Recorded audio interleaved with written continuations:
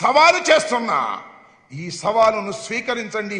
మీ బాబు కొడుకులు ఇద్దరు, చంద్రబాబు నాయుడు గారు, లోకేష్ బాబు గారు, ఈ సవాలును స్వీకరించి ఎస్ మేము సింగిల్గా పోటీ చేస్తామని చెప్పండి.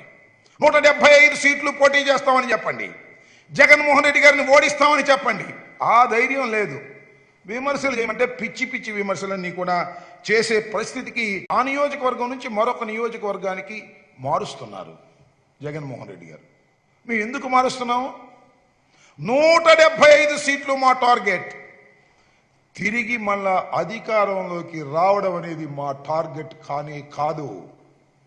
ఒక్క సీటు కూడా మీ కలయికకు చంద్రబాబు నాయుడు గారు, పవన్ కళ్యాణ్ కలిసి పోటీ చేసి వస్తే మీ ఇద్దరిని కూడా తుక్కుగా ఓడించి రెండు పార్టీలను కాలగర్భంలో కలిపే విధంగా చెయ్యాలనేటువంటి ఒక వ్యూహం